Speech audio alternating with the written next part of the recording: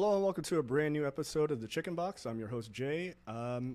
It's just me by myself this week, but I've got two pretty amazing guests. Obviously, it's March, so it is Multiple Sclerosis Awareness Month. So we're going to dig right into a very, very great conversation with Dr. Lakia Conway and Angie Spence. So I'm going to read your bios here before we get started. Dr. Lakia Conway is a leader, innovator, and advocate committed to improving the quality of life for women living with chronic disease. As a co-founder and president of Alpha Eta Phi Multiple Sclerosis Society, Inc., she has helped establish a national sisterhood that provides structured support, education, and community for women affected by multiple sclerosis, addressing the emotional and practical challenges of the diagnosis. Also, we have Angie Spence, who is a content creator, advocate, and entrepreneur, dedicated to sharing real, unfiltered conversations about life, health, and personal growth. She is the host of the No Shoes podcast, a platform built on the belief that meaningful conversations happen when nothing is dressed up and people can speak honestly about their own experiences. She is also a co-founder of the Alpha Eta Phi Multiple Sclerosis Sorority, Inc., an organization founded in 2021 to support and empower women living with multiple sclerosis through sisterhood, education, and advocacy. So thank you both for being on. Thank you for having us. Thank you for having us. Yeah, absolutely. That was a mouthful, but all right. You guys got a lot of accomplishments. So, Thank you. so it is March, and it is Multiple Sclerosis Awareness Month. For people who know the term multiple sclerosis or MS, I think a lot of people have heard us, especially in our community. Can you guys tell us what actually is MS? Yeah. So MS is a condition where the body attacks the nerves, and it makes it harder for our brains and our body to communicate with each other. And because of this, it causes like extreme fatigue, more so than the everyday person's fatigue. It's no comparison. Pain, sometimes, a lot of times, vision problems, movement problems. But the one thing that's different is it looks different on everybody. Okay. Yeah, I have a friend who has a relative who is suffering through MS, and a lot of it is movement problems and things like that. So that makes sense. Mm-hmm. So what inspired you guys to start this organization? I mean, well, one, it's a sorority, so explain why that was the choice, and also the general inspiration for starting this. Angie? So we initially were in an organization / sorority for women with chronic illnesses. So with that organization, you could have any type of chronic illness. For the four of us, we all had, our whole line had MS. We all had relapsing, remitting MS. It's just, as Dr. Conway mentioned, it looked different on each of us. We ended up leaving for different reasons. Myself, Dr. Conway, and our other two founders, Tiffany and Jessica, we decided, hey, we can do this too, and just focus on what we know, which is multiple sclerosis. That's where AAP was birthed. And we actually came out to the world earlier than we were supposed to. When we went to go do our shoot for our pictures for our website, the photographer, he asked us about, our stories and what our organization was about. And we told him, and he was just intrigued by our story. So he put it on his Instagram. And it just got out. So we ended up having to go ahead and put ourselves out to the world a little earlier than we anticipated. But it's just been uphill from there. Oh, interesting. So it's not even for the two of you. It's not even sort of like this is, because normally these organizations start with like a familiar connection, like my parents have MS or something like that. But for you guys, it's a direct connection. Yeah. Okay. Well, that makes, I guess, the awareness and the work for it like much more like existential for you guys. Like this is your lives. So I appreciate you guys saying that. So okay, you were in this other. Was that a sorority as well, or was it just an organization? That was a sorority. It was a sorority. Right? Mm-hmm. Sorority.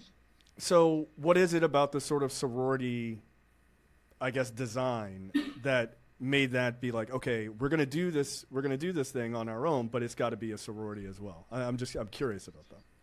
Is it the sisterhood aspect of it? Yeah, It's already it's the built in? sisterhood. Yeah, it's the sisterhood aspect. And it was being among a group of women who share the same things and experience the same things that I experience. It's one thing to be able to talk to your family members about how you feel, but let's be honest, they don't understand. But if I can talk to one of my sisters about it, they understand what I'm going through and why I'm going through it. Sometimes they even can say, hey, well, ask your neurologist about this, or have you done that? So I think that was the difference. I've always wanted to, even in undergrad and all of that, I wanted to be in a sorority, but I was too busy doing other stuff, honestly, and I just didn't, the time commitment for it, I just didn't want to do it. And I was like, man, what, we could start our own thing. We can be different, and just gather and just, be amongst women who want the same thing, who want to do the same thing. Yeah, no, I think that's powerful. I'll go to you, Angie. Like, how do you guys? How many folks are a part of the sorority? Actually, right now we have over 45 members. We have okay. we have we've had 5 lines to come through since 2021. Okay. Mm-hmm. So, we're going strong, and we're currently recruiting right now for more women to come into the organization. So, okay, so walk me through. They joined the sorority. I've never been a part of a fraternity or anything, so I'm like, pardon my ignorance. Okay, I went to a very small college, didn't have any Greek life, anything. So they joined the sorority. I guess this is sort of mirroring what everyone would think of as a traditional sorority kind of. I assume no hazing, but yeah, maybe, I don't know. No. Okay. Fair enough. Just a thought I'd ask. So you have this situation, and these women come to you. What is it? Just a organization where you get to just be around other people who are going through what you're going through? How do they support each other? What are the sort of programs that you guys have set up? How does that work? Go ahead. No, I'm going to say, so it is a process. And I do want to be specific when I say that we are not the D9, which is the Divine Nine. And, your typical Divine Nines is the Alphas, the AKAs, Deltas. We're not them. We function completely different, and all respect to them because they laid the blueprint. Okay. But we function different because we are a chronic illness organization. When you look at us, you would think, looking at us, yeah, they're a sorority. They're not D9, but they're sorority. We're not collegiate.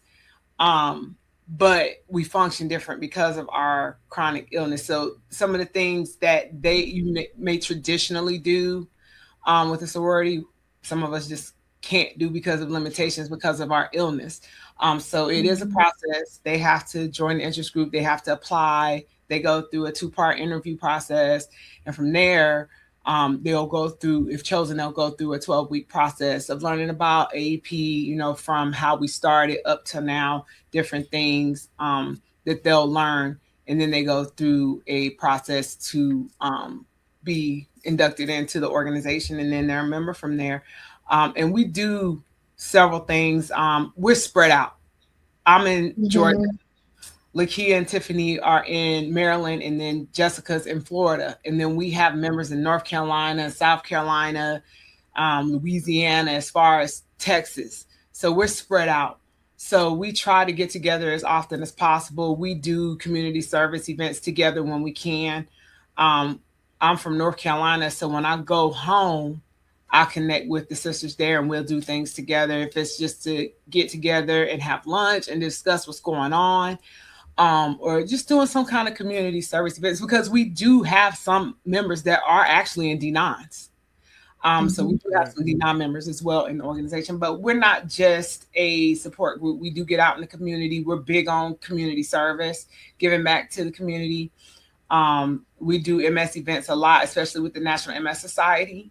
We do a lot of things with them. A matter of fact, they have a Black MS Experience Expo coming up here in Atlanta in April. So some of us will be there. So we do more than just support. Okay, that's awesome. And then we do more than, yes, we are a MS sorority, but sometimes we want to get away from just always talking about MS. So we've done things on credit, we've done things on business, starting your own business. We've done things on sex, relationships. I think we have a self-defense class coming up. So we do a lot of things. We host a lot of things to invite others in the community in, and just to be a part and to learn something different. I appreciate that. So you don't let the disorder sort of define who you are, right? Absolutely not. Right. It's like this is a place for people who have that commonality, but like it's not going to be all MS all the time kind of conversation. Right. That makes total sense. And I think it's important if you're building a community, even if you're building a community around this very specific thing, to then sort of take that and use that as a way to expand sort of the minds or the experiences of the people who are in it, and using them as a way to expand out. That makes total sense to me. Yeah, it's interesting. I was reading some statistics on MS, which I found really fascinating, and very specifically because, obviously this is a sorority. I assume this is a largely Black women's sorority. So some interesting stats on MS affecting Black women, which I did not know, that Black women, women apparently are like 3 or 4 times more likely to get MS than men. It's like 70. I saw something that said 74% of people with MS in the U.S. are women. I did not realize that. So yeah, I feel like people should know that. Like that's just kind of a wild statistic. And then also that Black women are statistically much more higher likely than other groups to get this as well. So if you're listening to this and you know a Black woman or you are a Black woman, this potentially can affect you. Was it 10 out of every 100,000 folks with MS are Black? So, and I guess the majority of them are women. So, yeah, that's a pretty scary statistic. I mean, how did you guys both handle your diagnosis? Because you're both very young. I know a lot of people, a lot of times think of MS as being diagnosed when people are much older. How did you guys deal with it personally, if you don't mind me asking? I was diagnosed like fresh out of college. So Really? I was in my 20s. So for me, I felt like it was a death sentence. Like I was like, am I getting ready to die? Like, what's getting ready to happen? What is this? I had never heard of it. Nobody in my family has it. So it's kind of like, is this a joke? Like, no, for real, is this a joke? And initially, I think I just kind of just took it in, and the medications, treatments was threw at me, and I had to talk to this person, go do this test, do that. I didn't have time to digest it because everything was coming at me at one time of what I needed to do to kind of slow the progression down. But once I sat with it, I was depressed. Sure. Because I thought, life was over and I couldn't do the things that I wanted to do. And I couldn't continue with my education, having children, like all of that. I just thought it was over. And slowly but surely, I think I just started to regain that power back, knowing that, okay, this is not a death sentence. You're going to be fine. You can do this. Like, you're going to be okay. Get some supports, get the medication, and keep it pushing. Like, you have to talk to yourself like this sometimes. Yeah, no, I can't imagine. You said you were fresh out of college. I mean, so you're like 22 years old. So yeah, wow, that is wow. Like it's funny. The one person that I know who has MS, I mean, they were, I assume, like in about their 40s or something like that at the time that they were diagnosed. So I think, at least in my mind, I think of being diagnosed with MS, you're much more, quote unquote, established as an adult kind of in life or older. And what about you, Angie? How old were you? I was 43. I just got diagnosed in 2019. Nobody in my family had it. I knew about MS. A lot of people don't go back this far, but Richard Pryor had it. Right. Yeah. Montel Williams has it. The R&B singer Tamia has it. So that's what I knew about it. I knew they had MS, but I did not know about it in detail and what it did and what it was, and that there were 4 types that you could have. And they start from least aggressive to the most aggressive. It's just a lot. And mine started out as a vertigo spell that I had for 2 months. And the thing that I tell people now is that there may be a lot of us walking around with it and we don't even know we have it, because for me, I was going to the doctor for the vertigo, not realizing that vertigo is a symptom of MS. So it's a progressive illness. And the medicines that they give us, they don't cure it. They just slow the progression. And I think a lot of people do not understand or know that yeah, we're on medications, but it's not curing it. It's just slowing the progression. And for me, when I was in the doctor's office at the time, you know, I've been married to my husband for this year, be 25 years. He was in Iraq at the time. Wow. And he's on the phone on spot. I got him on Skype. My mom's with me. And, you know, when I went to the neurologist, I already had an established relationship with him because he had helped my mom because she had a lesion wrapped around her spine that was cutting off her ability to walk. And he took the time to get to the core of what it was. Because, you know, when you're older, they say everything's because of your age. And I waited 2 months to see him. That's how booked out he was. Right. So I dealt with that vertigo until the end of August. It started end of June. I didn't see him till the end of August. By the time I saw him, my symptoms had changed to stroke-like symptoms, which MS is similar to stroke as well. And so he told me, you either had a mini stroke or you have MS. So he immediately sent me for an MRI, confirmed it was MS because all of my lesions were on my brain. And that's why I was having the stroke-like symptoms. I wasn't really having any issues with walking. I would have balance issues. When I would have an episode, my face would pull like I'm having a stroke. Right. And I'm looking at him and trying not to cry. And I'm like, if I blink, I'm going to cry. And I blink and I'm crying. But when I got home, I just screamed and yelled. And my son, he was 21 at the time. And he called me. He was like, Mom, how was your appointment? And I told him it was okay. But when he got home, I told him what it was. Right. Mm-hmm. I'm sorry. This is the only part that makes me emotional when I talk about having to tell him. But I didn't want to tell him because he worked a ways from home and I didn't want that on his mind. And then he's not paying attention to the road and he gets in an accident. So when he got home, I told him. And he did the exact same thing I did in that doctor's office. He's just staring at me, trying not to cry. Because, you know, my husband's not here. So he's like, you know, I'm the man of the house while dad's gone. So he starts crying. And the first thing he asks, are you going to die? I'm like, no, baby. And I found some support groups more so for him, not for me. Because I wanted him to see other people living with it. And they're still living normal lives. There was a couple that came in that support group. They both had it, the husband and wife. And they came in happy, joking, and just living life. And I think with that made me feel better for him to see, okay, there's people living there. My mom's going to be okay. My husband, I wasn't so concerned with because my husband is he's a nerd, a big nerd. So when he found out I had it, he immediately started looking it up to see what it was, to see how when he got home, how he was going to have to deal with his wife now having something like that. So I didn't take it like Lakia and so many people do because I just like, once I screamed and got it out, I gave it to God. I'm like, you know, control what you can control and do what you need to do. You can still live life. You just have to do things a little different.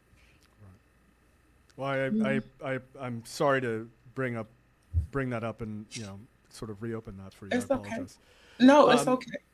I mean, I just, and I appreciate you being very honest and candid about that. I really do.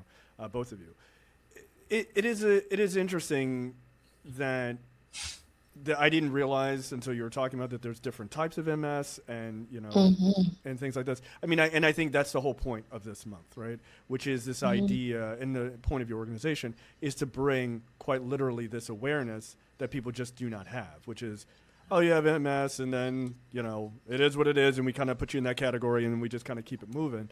But I think telling your stories and, you know, being very candid about how you dealt with your diagnosis, what you guys are doing to sort of take this, I think, very scary situation, at least initially, and say, you know what, all right, this is not a death sentence. Let's make it do what it does, and then, you know, you kind of turn it into something different. I think, like, I applaud you massively for that, just because I know it's so easy for people to just go, oh, well, that person's got a thing, I don't want to have anything to do with it, best of luck type of thing.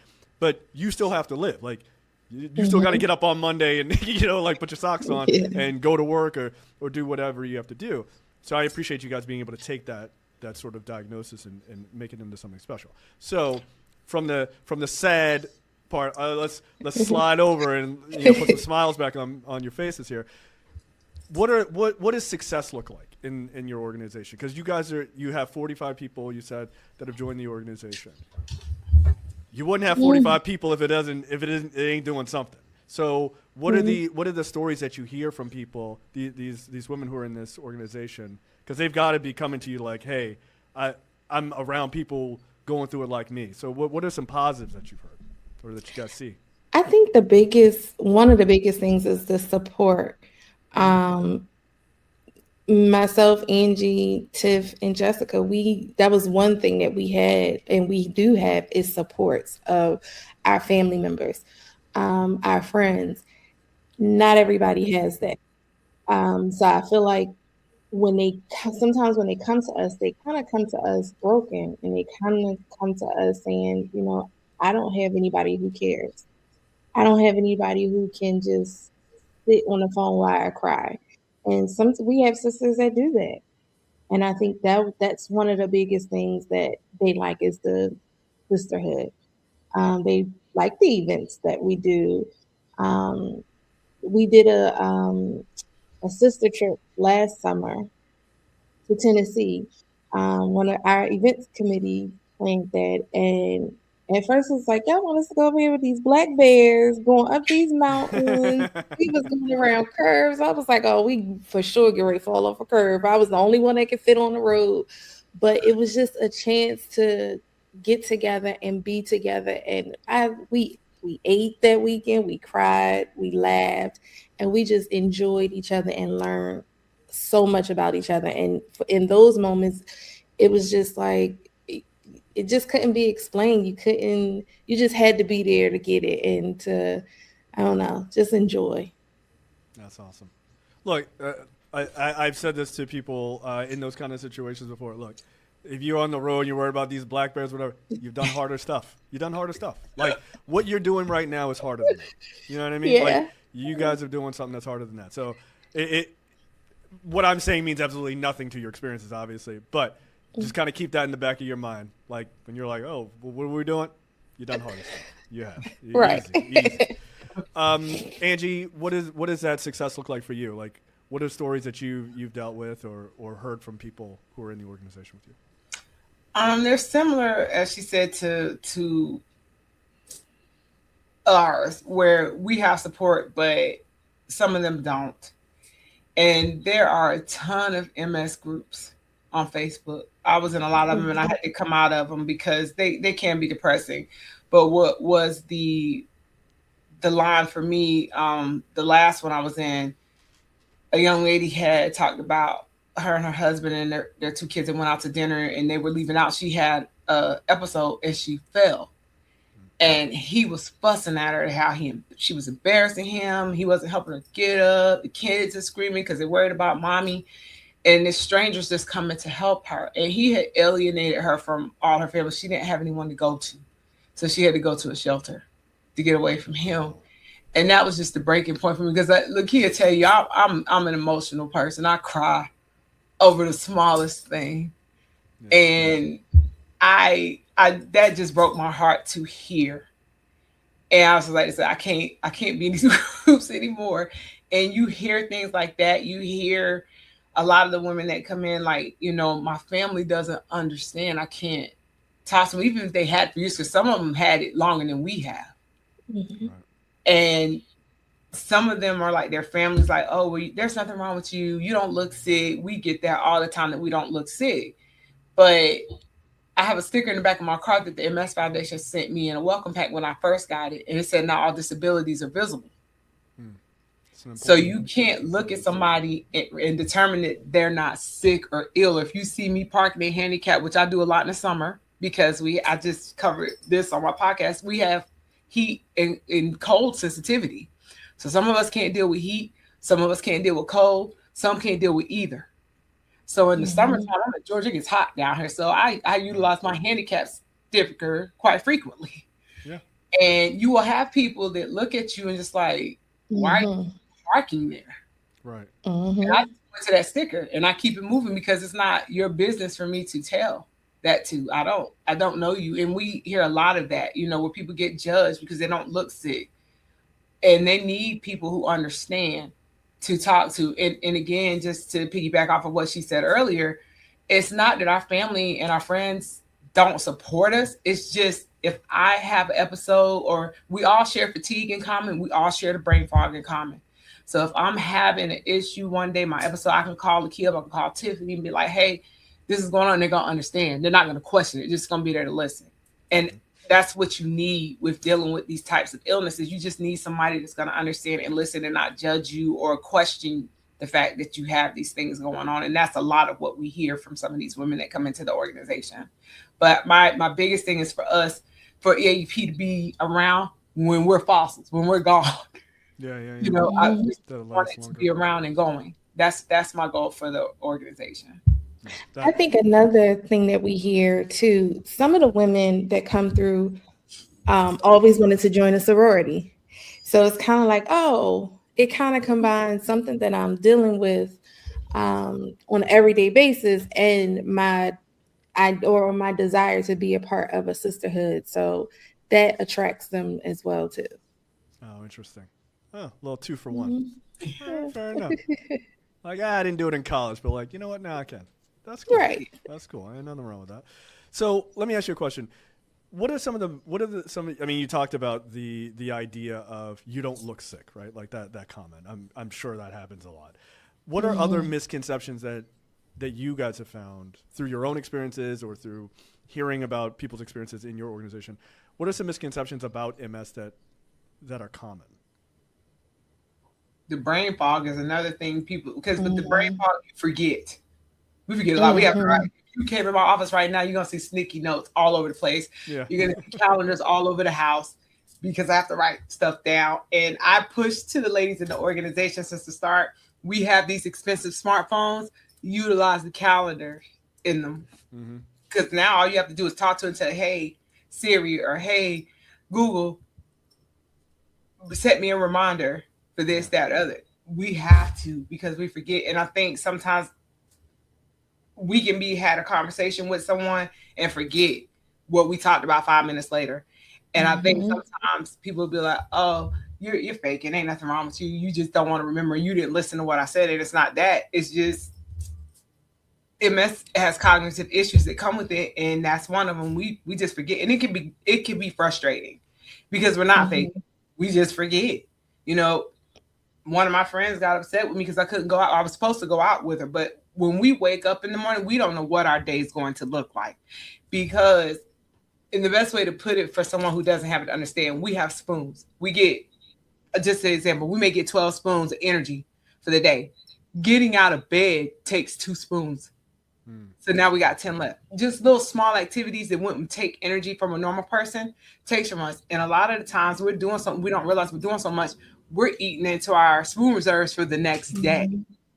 So that's a very good analogy. Yeah. Yeah, they don't understand. And it's a lot. And I think even like that's why a lot of the events we have, especially when we're talking about MS, we like to leave it open for the public to come, because you may have a family member that shows these symptoms. You can come and get this information and go back to them and be like, hey, you might want to go get checked.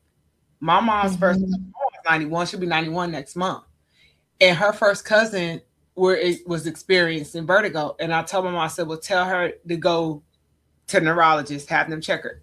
It's nothing for them to do an MRI and just to check to see if she has it, because you don't want it to have progressed so much that you're stuck. Because I have a friend that had it. She got diagnosed in 2006. Her brain was full of lesions to the point they couldn't do anything. She can't walk now. She can't talk. And they said she never will again. Wow. She can't do anything. Mm-hmm. So you want to, check those things out. Listen to your body. Mm-hmm. And advocate for yourself, because sometimes these doctors will tell you, oh, you're tripping. It's not that. And if you get that, go to another doctor and get a second opinion. Yeah. Mm-hmm. Because it's your life. Yeah, it's your life. Yeah. Yeah. I mean, there's nothing wrong with saying, like, okay, I hear you. I'm going to go talk to someone else. And look, if both of you agree, then, all right. Like, you don't have to worry about disappointing your doctors. They'll be fine. Right. They will. They'll be totally, trust me, the insurance payments go through. They're mm-hmm. Right. So okay. What is, I'm deeply fascinated by the two of you going through this yourselves and doing this organization. I think that's really powerful.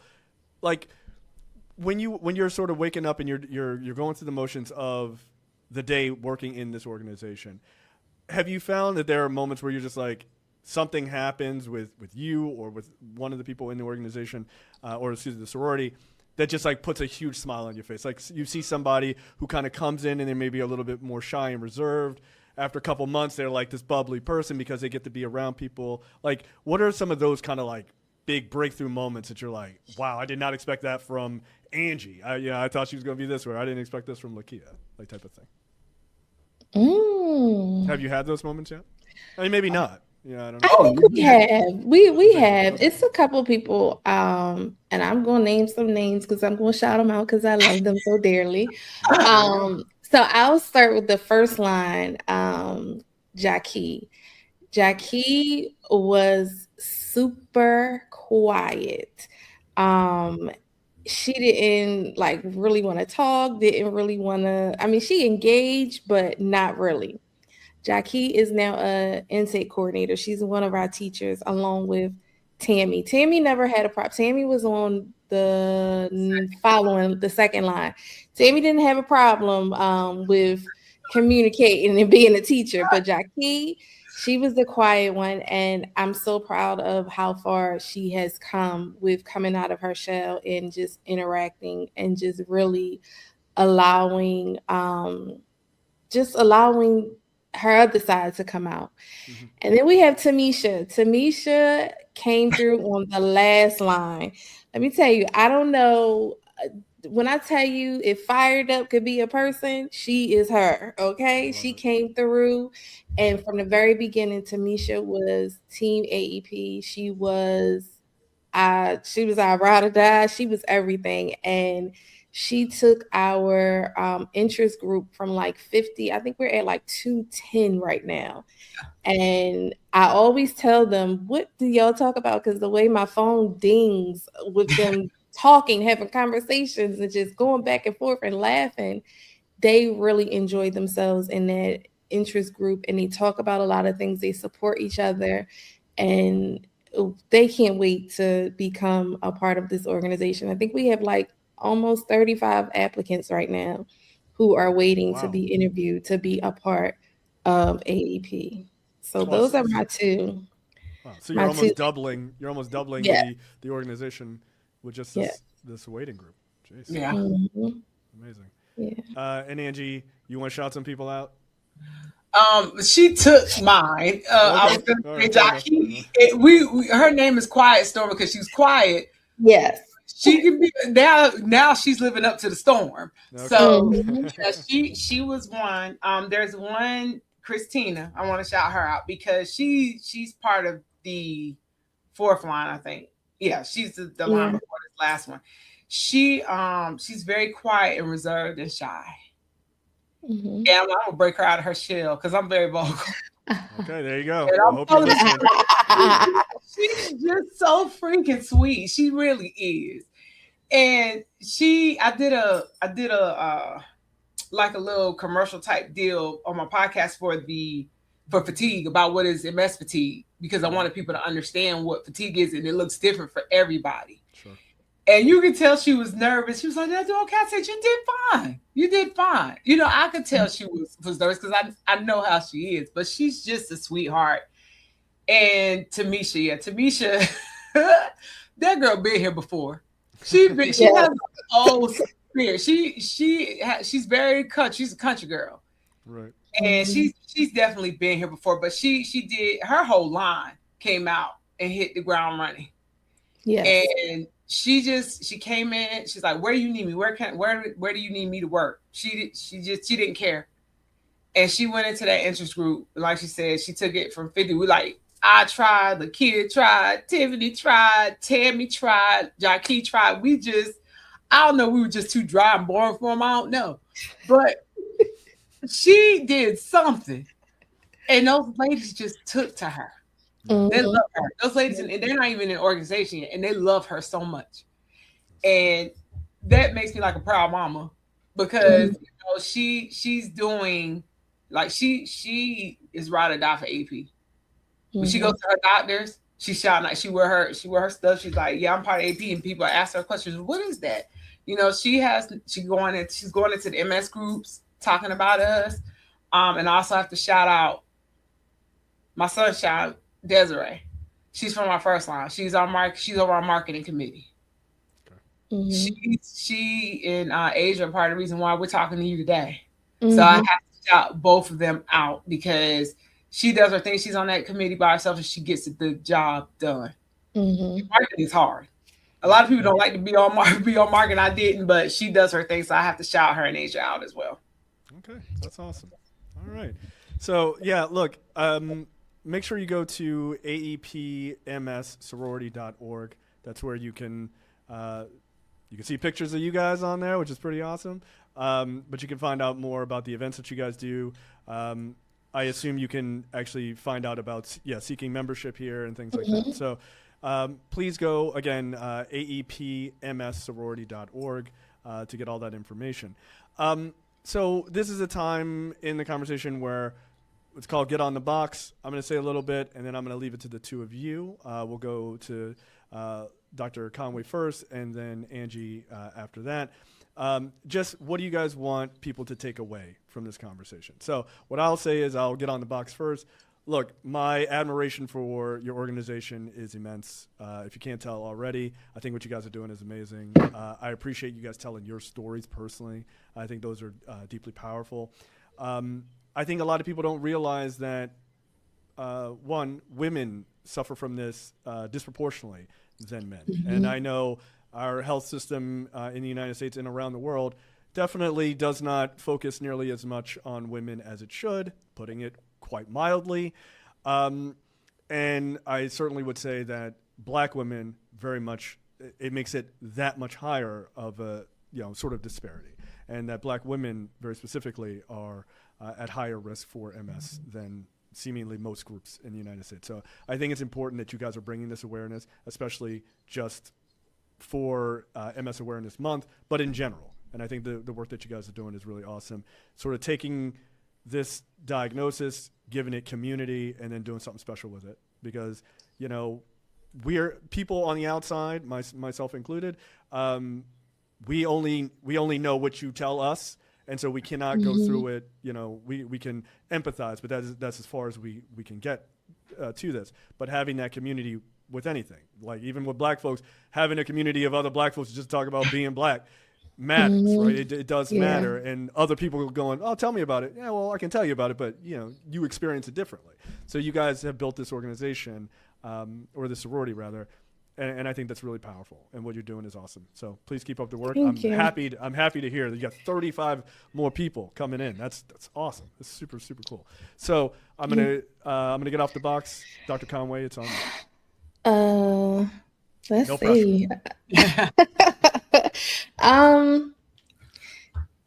Get around, if you have MS, get around a great support system. Tap into the people who understand what you're going through. Tap into those who don't understand and educate them. Get into some type of educational classes so that you can learn yourself of what's going on with you so that you can be able to talk to somebody else. Let them know about AEP. AEP is here. AEP will be 5 years old in August. And we're not going anywhere. We are a great sisterhood. We love on our sisters. We laugh, we joke, we cry, we get mad at each other just like sisters do. We come back to each other just like sisters do. Don't let anybody judge you. Don't let anybody make you feel bad for how you're feeling. If you can't go out, if you're tired, if you just don't remember something, don't let them make you feel bad. It's quite normal, and you will be just fine. Keep on moving. MS is not a death wish. MS shouldn't stop you. I got my doctorate after I was diagnosed, so that should motivate you. You can still do it. It might have been a little harder for me to memorize stuff and to do tests and to write that long paper that I don't think nobody read, but I did it. So somebody read it. Yeah. So you can too. You can do whatever you put your mind to. Excellent. All right, Angie, it's your turn. My biggest thing is to make sure you're advocating for yourself, because nobody can advocate for you like you can. You know, if you don't like the diagnosis one doctor gives you, you have the right to go to another doctor to get another opinion. If you want to go to another one after that, that is your right as a patient to do that. Just make sure, you know, you find out, learn as much as you can so that you can have that open conversation with your doctor. I know it's hard to find out that you have an illness that there is no cure for, but as we always say in our community, we have MS that doesn't have us. And we're called MS warriors for a reason. And we will fight this fight as long as we can. We will do it together. You're not alone. AEP is here. As Dr. Conway said, we're here to support you in any way that we can. We do have a strong sisterhood, and we show up for each other as much as we possibly can. Even with us founders, like we've been going strong since 2020, and we put ourselves on the back burners to make sure our sorors are okay. And we go through a lot, you know, up here until here recently. A lot of my the sorors didn't even know that my MS had changed. Now I'm having dementia-like issues where I forget where I'm at. So, you know, I could sit and cry about it, but I don't. My husband and my son will tell you, like, you know, I go on and I do what I need to do, because you have to deal with things that you can control. And that's how I live my life. I'm not letting it keep me from doing whatever. I was like her. I was in my bachelor's program when I found out I had to stop. But when I went back, I was on the dean's list every semester. I'm a part of Delta Mu Delta International Business National Honor Society. So I did my thing when I went back. I was not going to let my MS stop me from achieving a goal. And that was to let my mom see her baby. I'm the youngest and only girl of 5 kids. She was going to see her baby walk across that stage where she left here.